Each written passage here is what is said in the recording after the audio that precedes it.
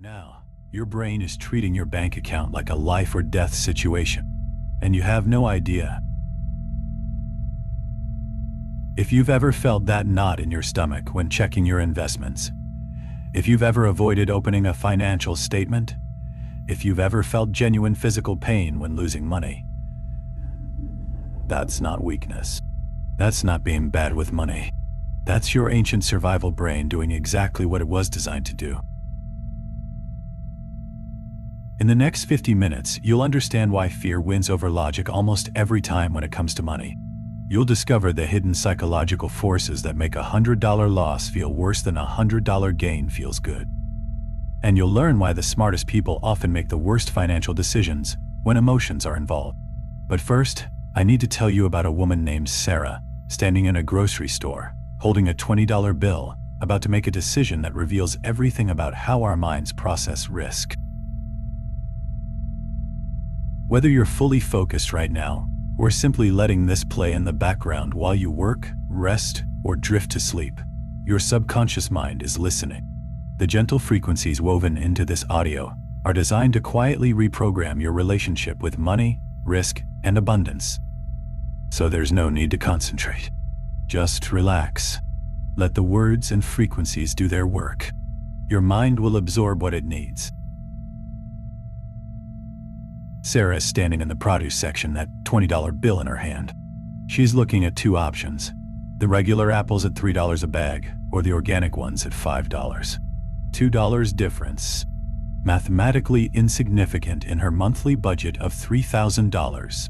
But watch what happens in her mind. First, her brain doesn't calculate the percentage. It doesn't think this is 0.06% of my monthly income. Instead, it focuses on the absolute difference, $2. Her mind immediately begins searching for what she could lose by choosing the expensive option. That $2 becomes a coffee she can't buy tomorrow. It becomes the accumulation of wasteful spending. Her brain, without her conscious awareness, begins running scenarios of scarcity. What if she runs out of money this month? What if this is the beginning of a pattern of overspending? This is loss aversion in action, and it's happening in your brain dozens of times every day in ways you never notice. The fascinating thing about loss aversion is that it's not actually about money. It's about survival. Your brain evolved in environments where losing resources could mean death, where choosing the wrong food, the wrong shelter, the wrong path could end your genetic line forever. So your brain developed what psychologists call a negativity bias. It became exquisitely sensitive to potential losses because in the ancestral environment, the cost of missing a gain was usually less than the cost of experiencing a loss. Daniel Kahneman and Amos Tversky discovered this through decades of research that eventually won Kahneman the Nobel Prize. They found that losses are psychologically twice as powerful as equivalent gains. If I give you $100, you experience a certain amount of happiness. But if I then take away that same $100, the pain you feel is roughly twice as intense as the happiness was. This isn't a character flaw. This isn't being overly emotional about money. This is your brain working exactly as designed. But here's where it gets interesting. In the modern financial world, this ancient programming often works against us. Think about the stock market. Every day, millions of people check their portfolios and experience genuine stress over fluctuations that, in the long term, are completely normal and expected. A portfolio that drops 5% in value triggers the same neural pathways that once fired when our ancestors faced genuine threats to survival. Your amygdala, the brain's alarm system, can't tell the difference between a bear charging at you and a red number on your investment app. Both trigger the fight or flight response. Both flood your system with stress hormones. Both push rational thinking offline. This is why financial advisors often tell their clients to stop checking their portfolios daily. It's not because the information is bad for you. It's because your brain isn't designed to process this kind of information rationally when it's presented as a series of gains and losses. Let me tell you about another experiment that reveals how deeply this programming runs. Researchers gave people a choice between two scenarios. In the first scenario, you receive $1,000 for certain. In the second scenario, you have a 50% chance of receiving $2,000 and a 50% chance of receiving nothing. Mathematically, both options have the same expected value, $1,000. But most people choose the certain $1,000. They prefer the sure thing. Then the researchers flipped the scenario. Now, you start with $2,000. In the first scenario, you lose $1,000 for certain. In the second scenario, you have a 50% chance of losing everything and a 50% chance of losing nothing.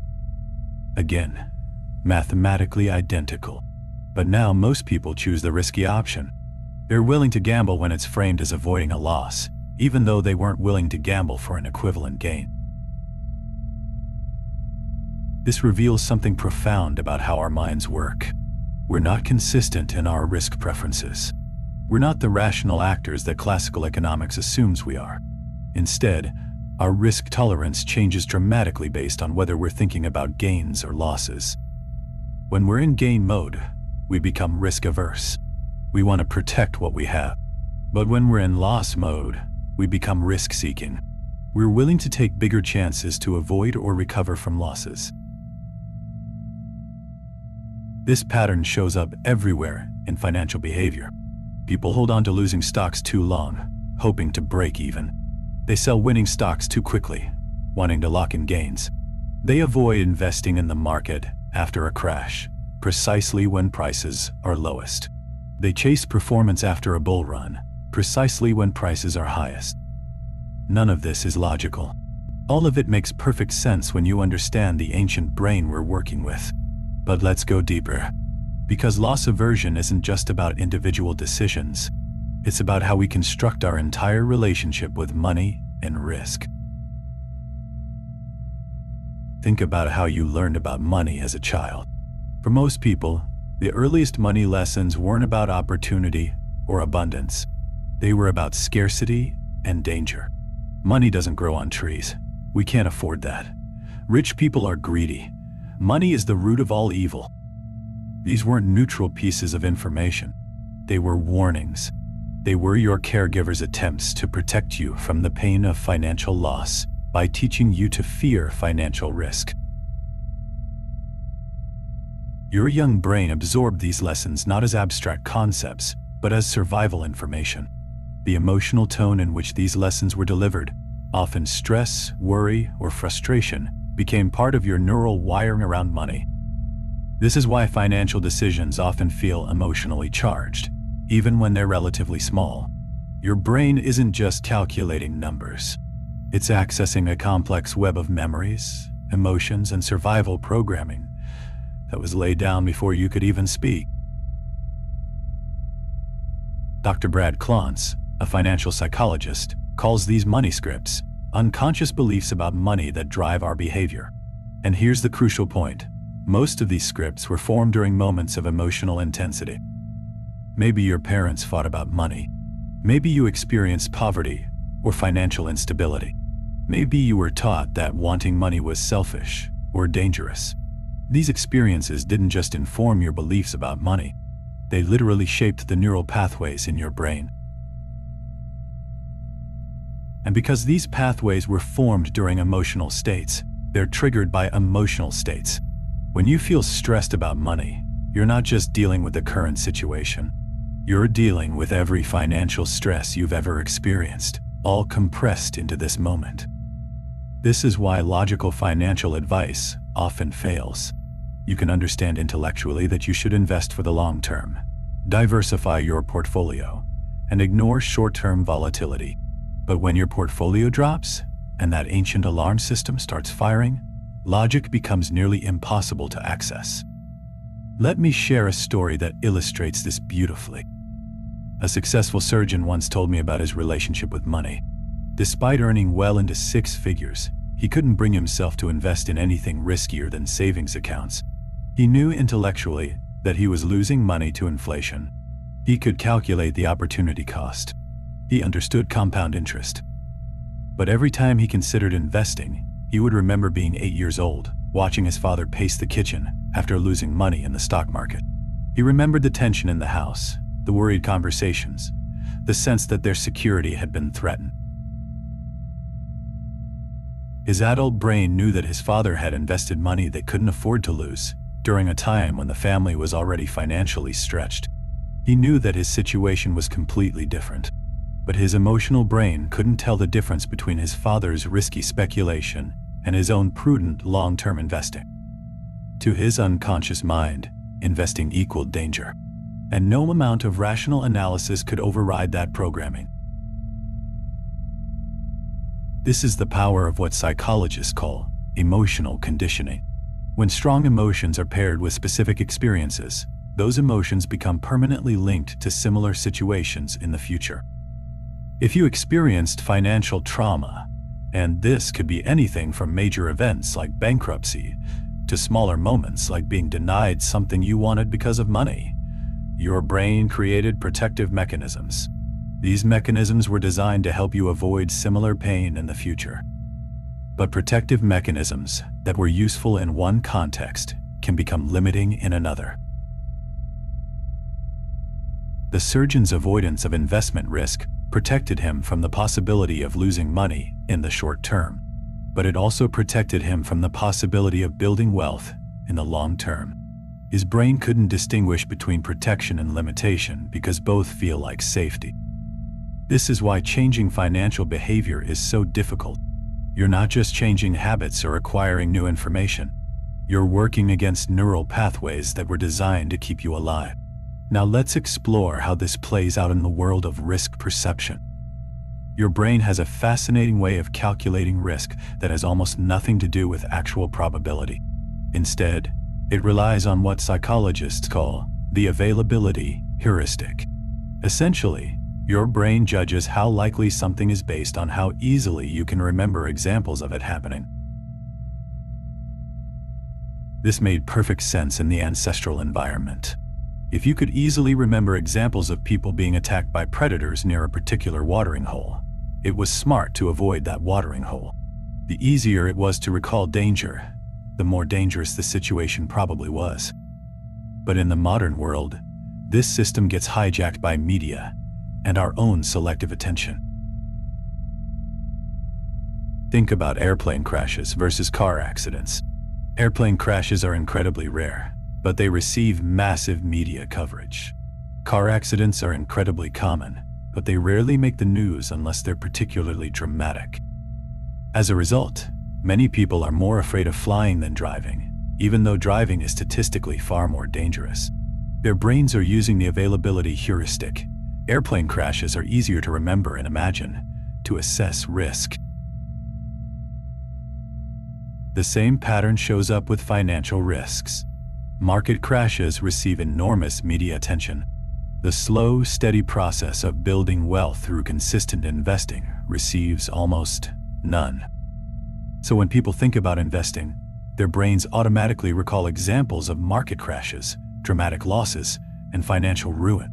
These vivid, emotionally charged examples become the basis for risk assessment, even though they represent a tiny fraction of actual market experience. Meanwhile, the real risk, the risk of not investing, of letting inflation erode purchasing power, of not building wealth for retirement, is invisible. It doesn't make headlines. It doesn't trigger emotional responses. It's just a slow, steady erosion that's easy to ignore. This is why financial education alone often fails to change behavior. You can show people all the charts and statistics you want about long-term market returns, but if their risk assessment system is based on vivid memories of crashes and losses, logic won't override emotion. Let's examine another layer of this: how our brains process different types of financial risk. Researchers have found that we're remarkably inconsistent in how we evaluate risk, depending on how it's presented to us. This is called framing effects, and it reveals just how much our perception of risk depends on context rather than actual probability. Here's a classic example. Imagine you're offered 2 credit cards. The first card charges a 3% fee for cash advances. The second card offers a 3% discount for non-cash purchases. Mathematically, these are identical.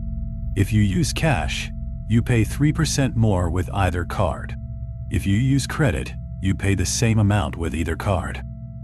But most people prefer the second card because it's framed as a discount rather than a fee.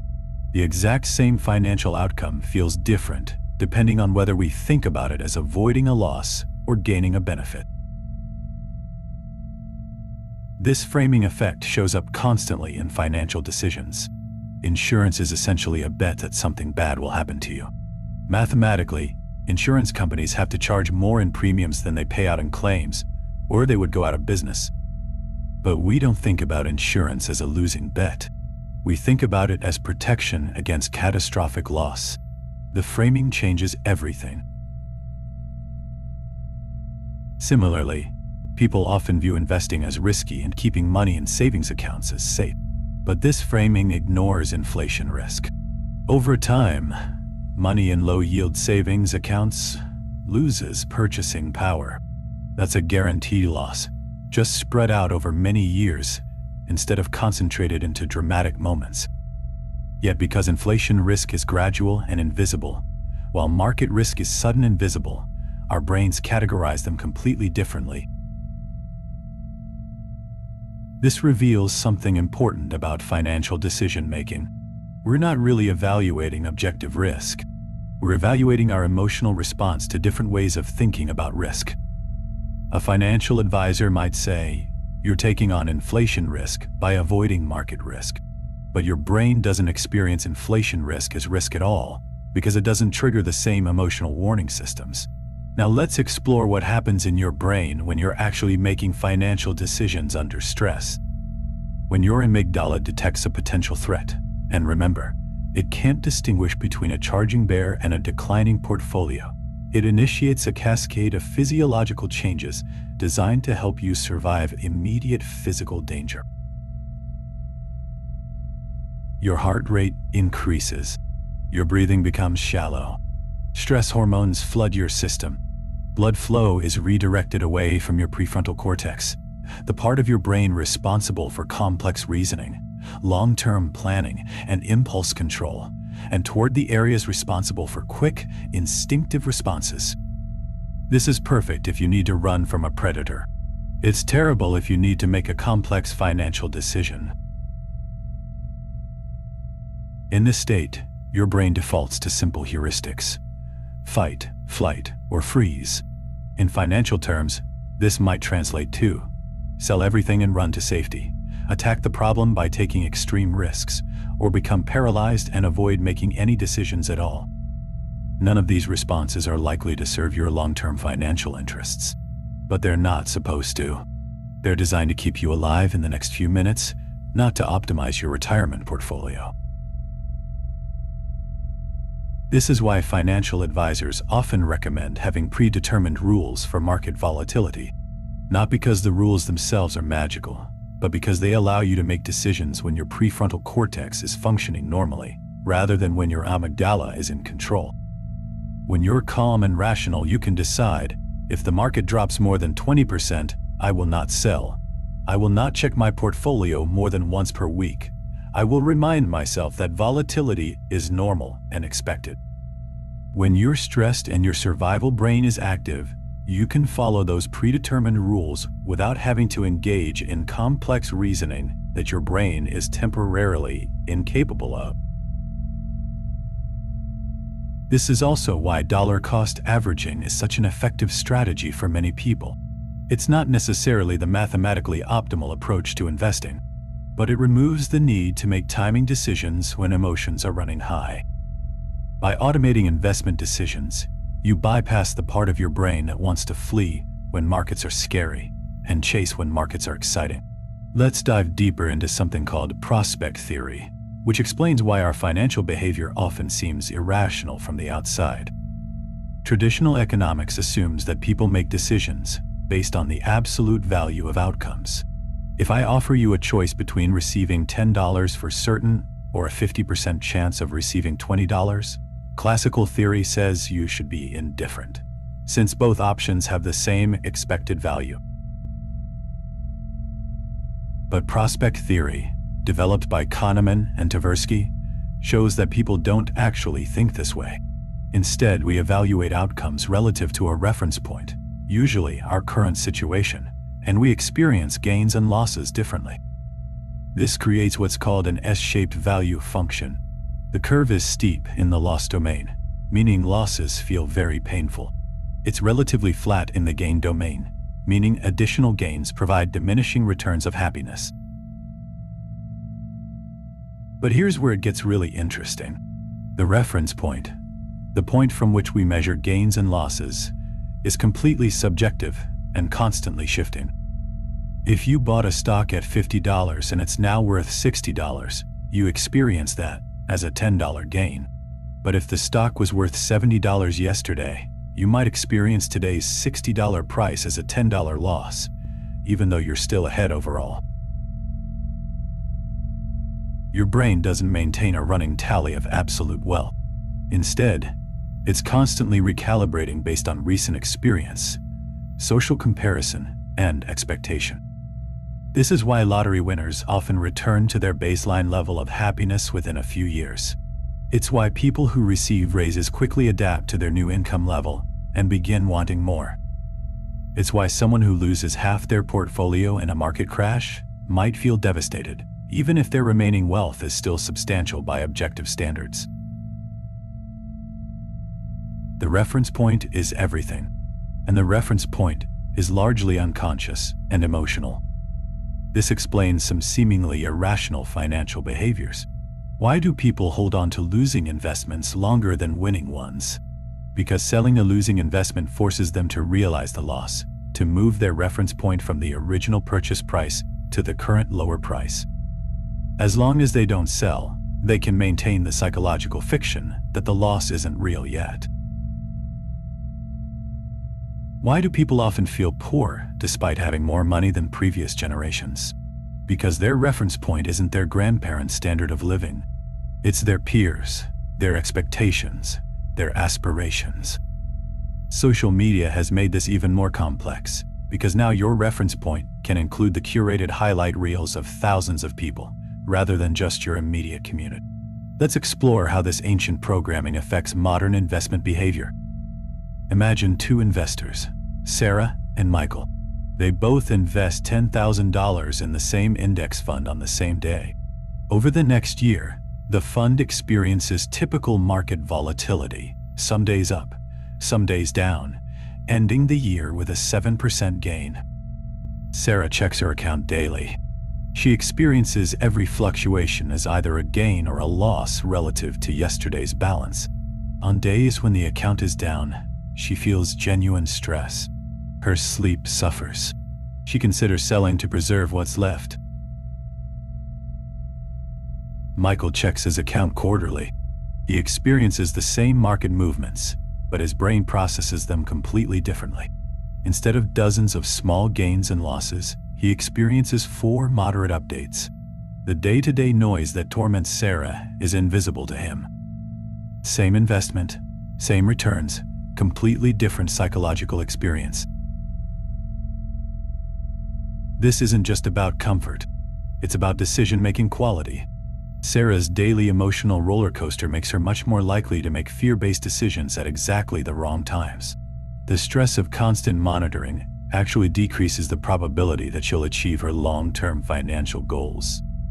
Michael's quarterly check-ins allow his rational brain to stay in control. He's more likely to stick with his investment plan, more likely to see short-term volatility as normal rather than threatening, more likely to achieve the returns that the market is capable of providing. This reveals something crucial about successful investing.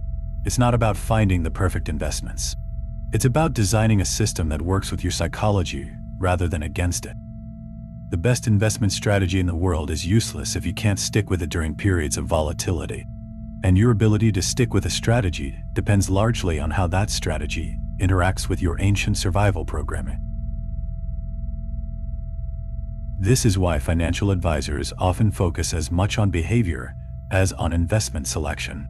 They understand that the gap between market returns and investor returns, which has averaged several percentage points annually over decades, is primarily caused by psychological factors, not by poor investment choices. People buy high and sell low not because they're stupid, but because their brains are designed to seek safety when things feel dangerous and pursue opportunity when things feel safe.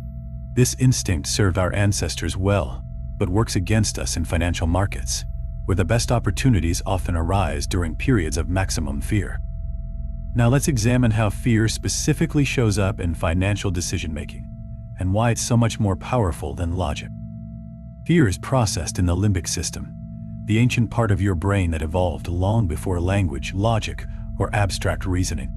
When you feel financial fear, you're not just thinking about money. You're accessing primal survival circuits that have kept humans alive for hundreds of thousands of years. These circuits are fast, powerful, and designed to override conscious thought. They have to be. In a true survival situation, stopping to think could be fatal. The brain that survived was the brain that could react instantly to danger. But financial decisions rarely require instant reactions. In fact, they usually benefit from patience, reflection, and long-term thinking. The very qualities that make fear useful for survival make it counterproductive for wealth building. Here's what's happening neurologically when you feel financial fear. Your amygdala detects a potential threat and sends signals to your hypothalamus, which triggers the release of stress hormones like cortisol and adrenaline. These hormones prepare your body for immediate physical action. Your heart rate increases to pump blood to your muscles. Your breathing becomes shallow to maximize oxygen intake.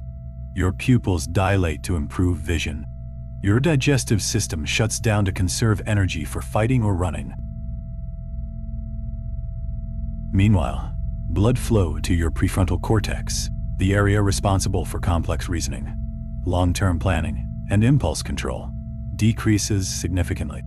This is why people often say they couldn't think straight during moments of intense fear.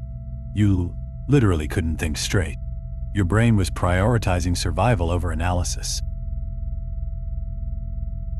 In financial situations, this creates a perfect storm for poor decision-making. The very moments when you most need access to your rational analytical capabilities are the moments when those capabilities are least available. This is why market crashes often create buying opportunities for those who can remain calm, while simultaneously destroying wealth for those who panic. It's not that calm people are smarter or have better information. It's that they have access to their full cognitive capabilities during moments when others are operating on pure survival instinct. But here's the crucial point. You can't just decide not to feel fear. Fear isn't a choice. It's an automatic response triggered by unconscious pattern recognition. Your brain is constantly scanning your environment for potential threats, comparing current situations to past experiences, and triggering emotional responses based on those comparisons. This happens below the level of conscious awareness, faster than you can think. So if you experience financial stress in the past, whether through your own experiences or by observing others, your brain has created neural pathways that associate certain financial situations with danger. These pathways will continue to trigger fear responses until they're actively rewired. This is why exposure therapy works for phobias, and why gradually increasing your comfort with financial risk can be more effective than trying to overcome fear through willpower alone. Let's explore the concept of mental accounting and how it reveals the non-rational ways our minds organize financial information. Richard Thaler, another Nobel Prize-winning economist, discovered that people don't treat money as perfectly interchangeable, even though logic says they should. Instead, we create mental categories for different types of money, and we treat each category differently. For example, many people are willing to drive across town to save $10 on a $50 purchase, but wouldn't drive across town to save $10 on a $500 purchase. The absolute savings is identical, but the mental framing changes how we evaluate the effort. Similarly, people often treat windfall money differently than earned money. Someone might carefully budget their salary, but spend a tax refund impulsively, even though both represent the same purchasing power. This mental accounting shows up constantly in investment behavior. People might have a conservative savings account earning 1% interest, while simultaneously carrying credit card debt that costs them 18% annually. Rationally, they should use the savings to pay off the debt, since they're guaranteed to save 17 percentage points. But their mental accounting system categorizes savings as security and debt payments as loss of flexibility, even though the mathematics clearly favor debt reduction. Mental accounting also explains why people often struggle with the concept of opportunity cost. If you keep $10,000 in a checking account earning no interest, you don't experience that as a loss, even though you're giving up potential investment returns. But if you invest that same $10,000 and lose $500, you experience genuine pain, even though you're still ahead compared to the checking account scenario after accounting for opportunity cost. Your brain treats the foregone investment returns as a non-event, but treats the investment loss as a real event, even though both represent the same economic reality. Money you could have had, but don't. This reveals how much of financial decision-making happens in the realm of psychology rather than mathematics. We're not calculating optimal outcomes.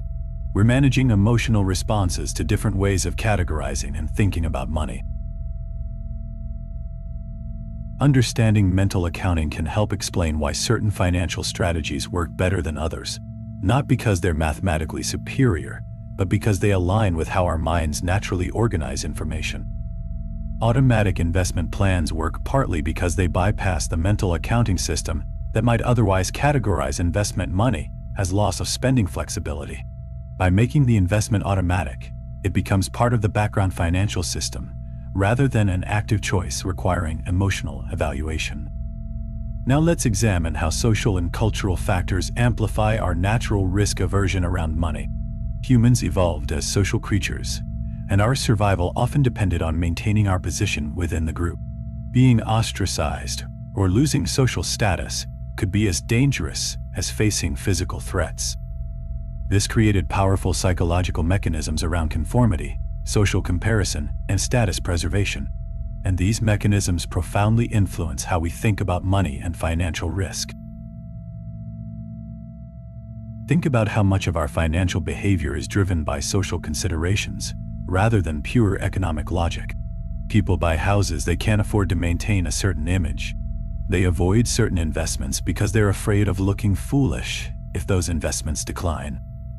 They make financial decisions based on what their friends, family, or colleagues might think. This isn't shallow or materialistic. It's a deep-seated survival mechanism that recognizes the importance of social belonging for long-term security.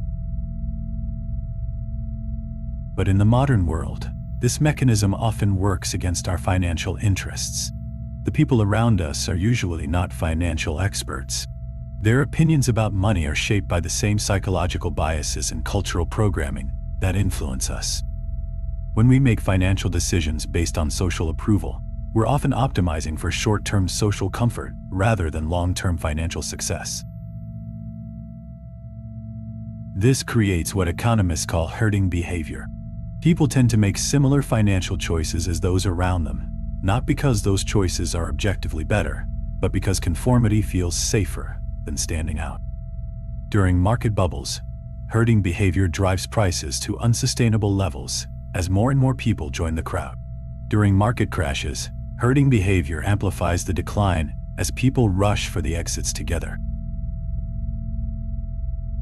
Individual investors often buy high and sell low not because they're bad at analysis, but because they're responding to social cues.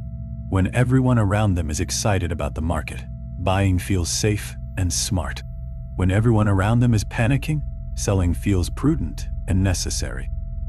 The financial media amplifies this effect by focusing on dramatic short-term movements rather than boring long-term trends. Headlines about market crashes and dramatic gains capture attention and generate emotional responses, while stories about steady, consistent wealth building don't.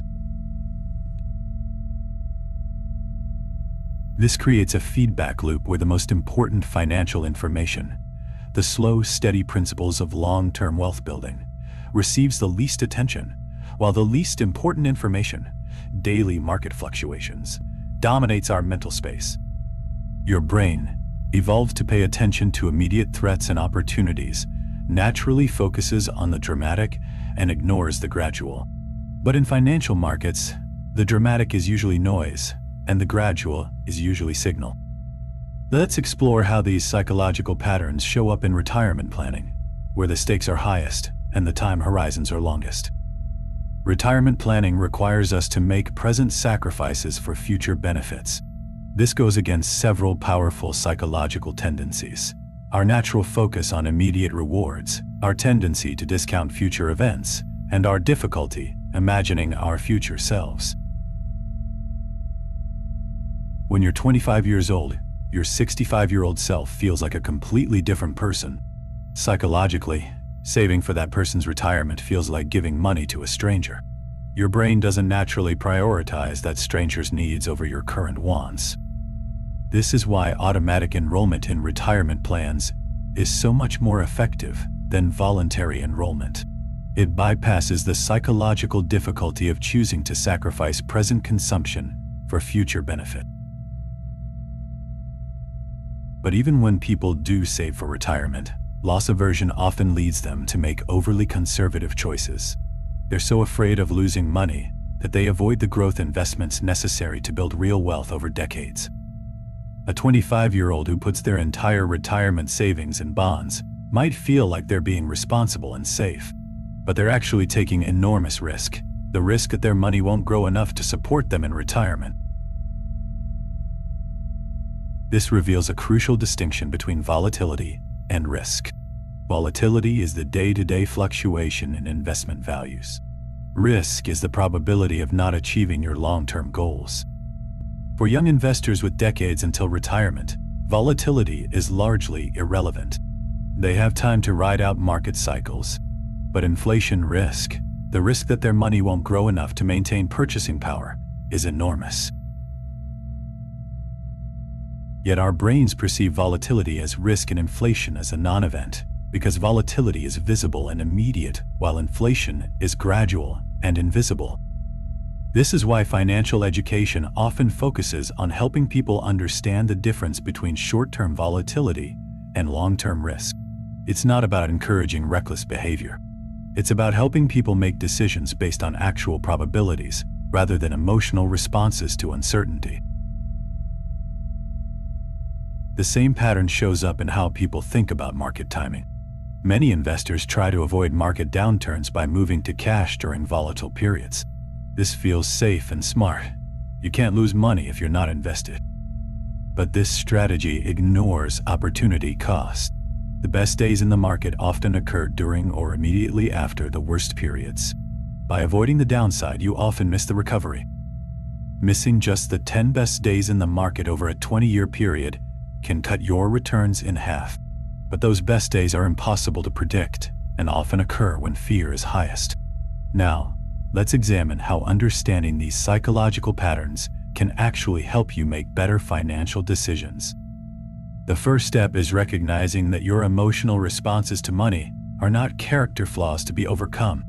They're features of a system that evolved to keep you alive in very different circumstances than those you face today. When you feel fear about a declining investment, that's not weakness.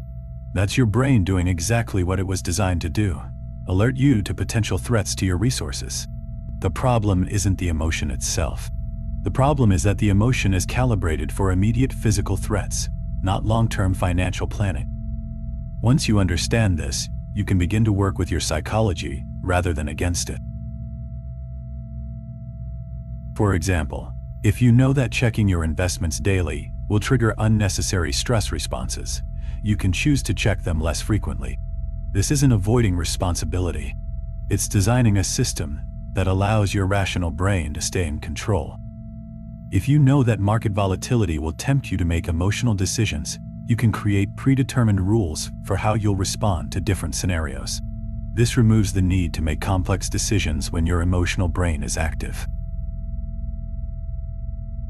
If you know that loss aversion makes you overly conservative, you can automate your investment decisions so that you're not constantly choosing between the pain of potential losses and the abstract benefit of potential gains. The goal isn't to eliminate emotion from financial decision-making. That's impossible and probably counterproductive. Emotions contain important information about your values, priorities, and risk tolerance. The goal is to create systems that account for your emotional responses while still allowing you to pursue your long-term financial objectives. This might mean setting up automatic transfers so that saving doesn't require constant willpower. It might mean working with a financial advisor who can provide objective perspective during emotional periods. It might mean educating yourself about market history so that volatility feels normal rather than threatening. The most successful investors aren't those who never feel fear. They're those who feel fear but have systems in place that prevent that fear from deriving their long-term strategy. They understand that their brains are wired to focus on immediate threats and opportunities, so they make their long-term plans during calm periods and stick to those plans during turbulent periods. They recognize that their natural instincts around money were shaped by environments very different from modern financial markets, so they consciously design approaches that account for those instincts while still pursuing their goals. This isn't about becoming emotionless or purely rational. It's about becoming aware of how your emotions influence your decisions and creating structures that harness those emotions productively. As we reach the end of our exploration, let's synthesize what we've discovered about the relationship between risk, fear, and money. Your brain treats financial decisions as survival decisions because, for most of human history, they were survival decisions. The same neural pathways that once helped your ancestors avoid starvation now fire when you check your investment portfolio. This creates a fundamental mismatch between how your brain is wired and what modern financial success requires. Your brain is optimized for immediate survival in a world of physical threats and scarce resources. But building wealth requires patience, long-term thinking, and comfort with uncertainty. Loss aversion makes losses feel twice as painful as equivalent gains feel good. This helped our ancestors avoid life-threatening mistakes, but it now causes people to avoid reasonable investment risks and make overly conservative financial choices. Fear triggers physiological responses that shut down rational thinking precisely when rational thinking is most needed. This causes people to sell low and buy high, to avoid opportunities during market downturns, and to chase performance during market peaks.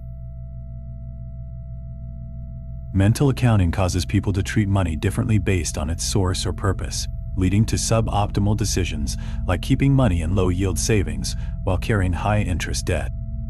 Social pressures amplify these individual psychological biases, creating herding behavior that drives market bubbles and crashes, while pushing individual investors toward conformity rather than optimal strategies.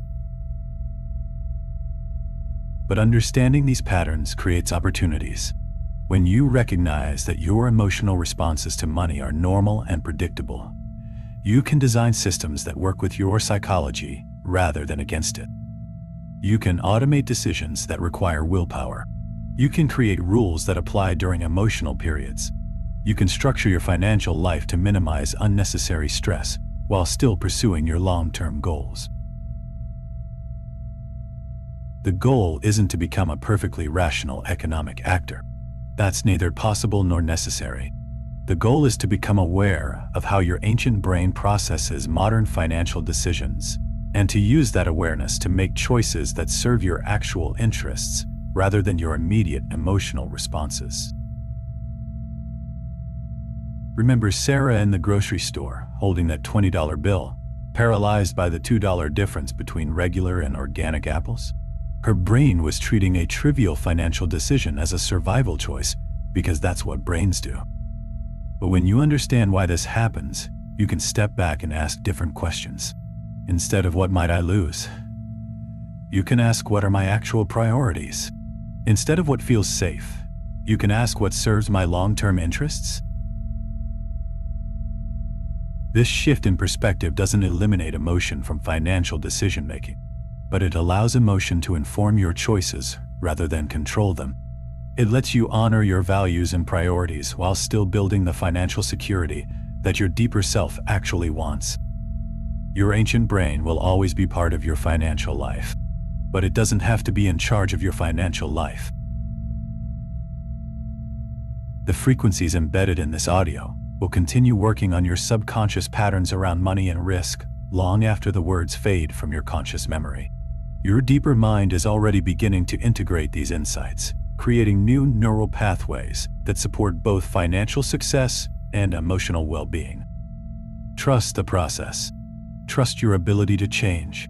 And remember that awareness is the first step toward transformation. Whether you're building wealth for the first time or optimizing strategies you've used for years, understanding the psychology behind your financial decisions will serve you far better than any specific investment advice or market prediction. Because in the end, successful money management isn't about predicting the future or finding perfect investments. It's about understanding yourself well enough to make decisions that align with both your emotional needs and your rational goals. And that understanding begins with recognizing that your brain is doing exactly what it was designed to do. It's just designed for a world that no longer exists. Your task isn't to fight your nature. It's to understand your nature well enough to work with it skillfully. And now you do.